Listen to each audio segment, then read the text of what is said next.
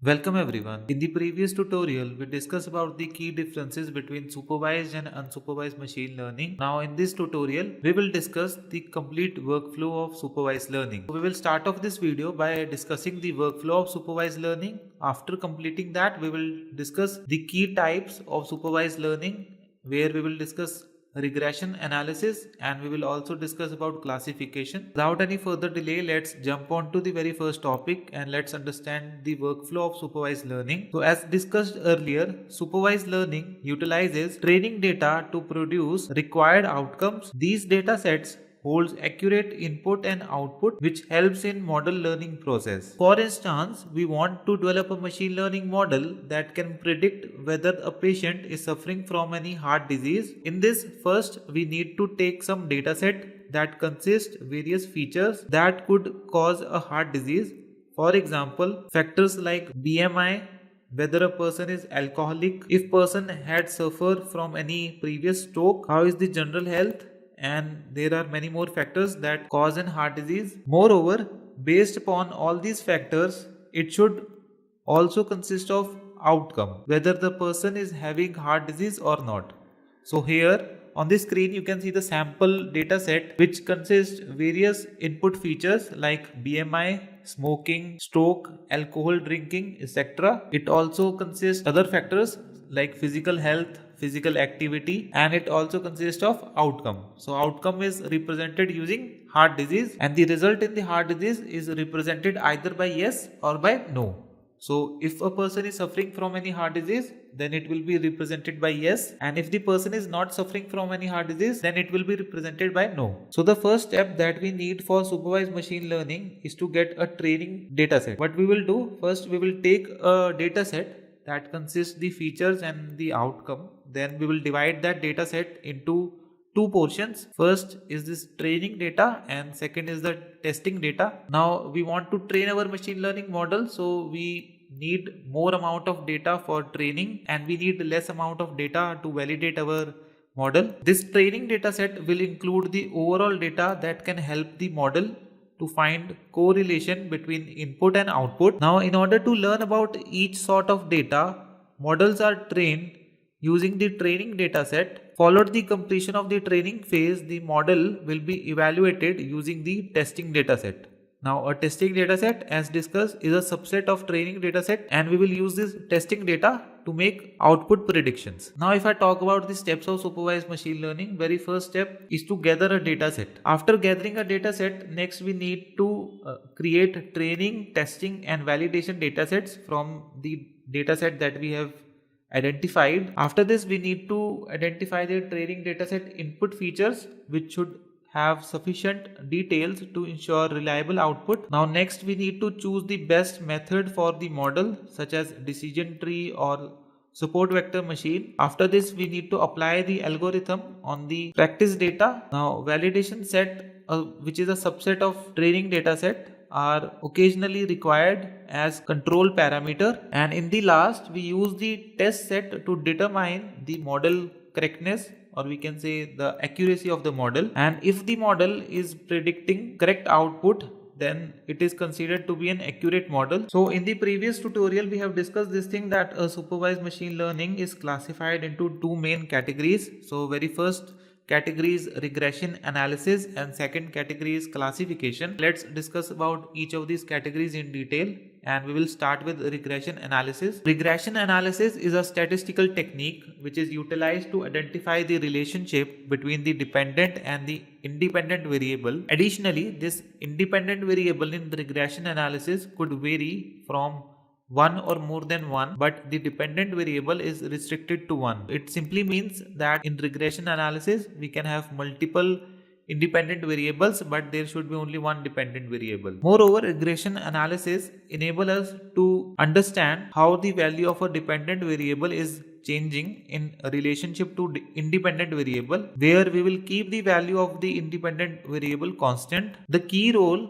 of regression analysis is to predict real or continuous values like age, temperature, price, wages, etc. And it is mostly used for forecasting, time series, modeling, prediction and estimation. Now that we got an overview of regression analysis, let's discuss a real life example. Let's say we have a data of 10 students and the data consists of time spent by the student on an exam, and it also consists its corresponding marks. On the screen you can see a following table which displays the overall data. Now what if we want to calculate the marks of a student when he or she will spend 6.5 hours studying that particular subject? In these cases we need to make predictions, and for that we generally use regression analysis. So in regression analysis we draw a graph between the variables and most closely matches the provided data points. Machine learning model then make predictions about the data using this graph.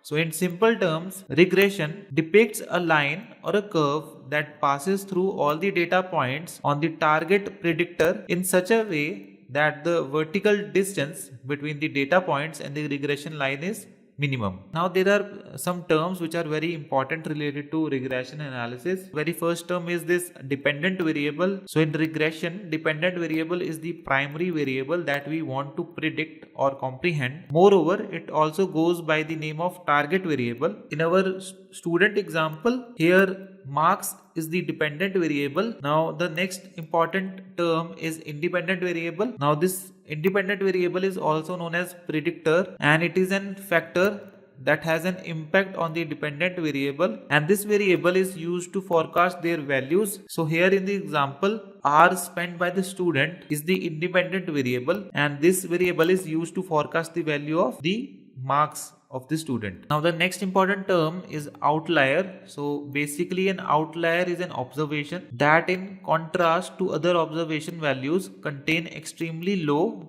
or high value, and this thus results in hampering the overall prediction. Hence we should always avoid it. So here on the screen you can see we have plotted the regression line, and on the very top you can see there is one data point which is quite far away from the regression line. This basically depicts an outlier, and we should always remove these outliers before making any prediction. Now let's come back to the important terms, and the next important term is overfitting. So overfitting is a problem that occurs when our system performs well with training dataset but it performs poorly with the test dataset. In the same way we have underfitting, which is used to describe the issue where our model does not perform well even with the training dataset. These were the important terms related to regression analysis. Now regression can be classified into variety of different types like simple regression, logistic regression, etc. And the overall aim of regression analysis in machine learning is to analyze the effect of independent variable on dependent variable. However, note that there are multiple dependent variables, but there should be always one dependent variable. Now here on the screen you can see some of the popular regression analysis model. So very first is the linear regression model, second is support vector regression, third is decision tree regression, and the last is random forest regression. We will try to discuss about all of these models in the coming tutorial. Now let's move forward and discuss about classification. So classification is another category of supervised machine learning which is utilized in the area of machine learning and statistics, where we will build a machine learning model which learns from the given input data and then makes new classification or group, new classifications or observations. As we discussed earlier, that regression analysis in supervised machine learning is utilized to predict continuous data. Classification, on the other hand, is a supervised machine learning technique which is utilized to predict discrete responses. So in a nutshell, the process of classification involves dividing provided data into groups or classes. Moreover, it also enables us to classify both structured as well as unstructured data. So in this, we predict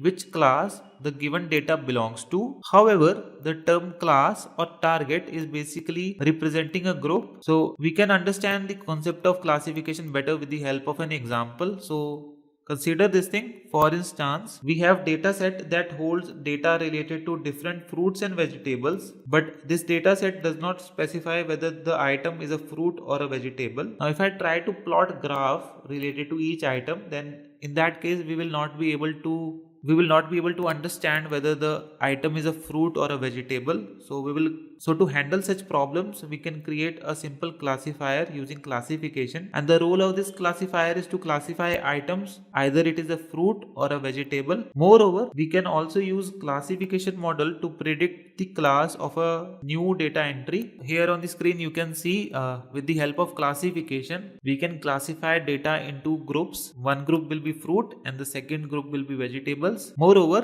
what we can do, if we pass a new entry to our model, the role of the model is to predict the class in which the new entry should belong. Now, other than this, whenever we utilize classification on a data set, we build classification algorithms which are also known as classifiers. And there are basically two types of classifiers. First is the binary classifier, and it is generally referred to the classification problem where there are only two possible outcomes. For example, the outcome is either yes or no, which we have seen in the case of health disease example. More examples like filtration of email, whether it is a spam or no spam. Classification of images, whether the given image is of cat or dog. These all examples comes under binary classifiers. Now, other than this, the next category is multi-class classifier, and this term is basically used to represent the classification problems with more than two possible outcomes. Now, moreover, in classification there are two different types of learners